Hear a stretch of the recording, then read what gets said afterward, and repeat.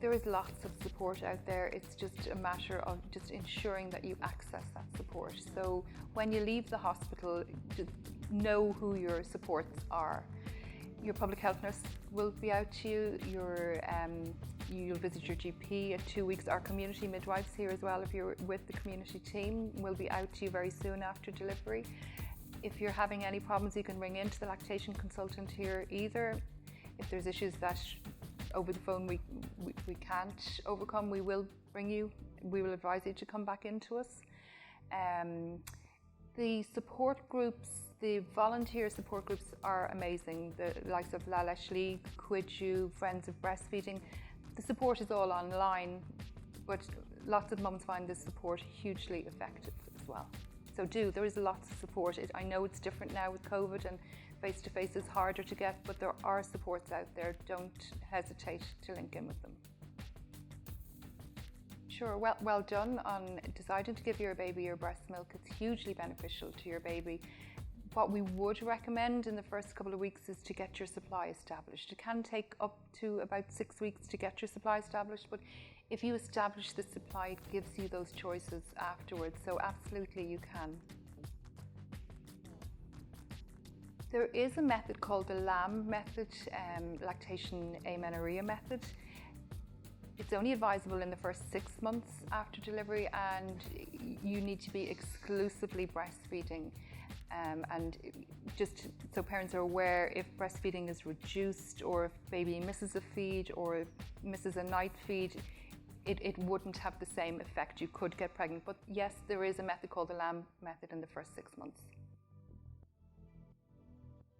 Okay, so if you are going back to work after 6 months, you may not need to use a bottle at all. You could use a sippy cup. If you are using a bottle, try and introduce it a few weeks before you go back to work with your express breast milk in it. There are techniques that you can use. There's a technique called paced bottle feeding, and the way that you hold your baby and hold the bottle and introduce the teeth into the baby's mouth will help the baby to slowly adapt to getting your breast milk in the bottle.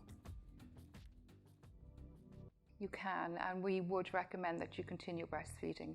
You are again protecting your baby, passing antibodies on to your baby. You would be very careful with your hand hygiene, wearing a mask, but absolutely we would recommend that you continue to breastfeed your baby. It depends on why you want a breast pump. If you're exclusively breast milk feeding, giving your breast milk in a bottle, if you're separated from your baby's born prematurely, then we would recommend getting a really good hospital grade double pump closed system. We'll talk you through all of that if that happens. If you're just expressing for an odd occasion, hand expressing actually with the pump as well, that I discussed a minute ago, hand expressing is really important, that you know how to hand express before you leave the hospital. That's extremely important. You can complement hand expressing with a pump, or you can use a pump exclusively. If you're only expressing for an odd occasion, you can hand express, you can use a hand pump, or you can buy a mini electric pump. Again, it depends on why you want to use the pump. Just have a chat with us and we can talk you through that. I suppose it depends on how often your baby's feeding at this stage. You will have a routine set up with your baby.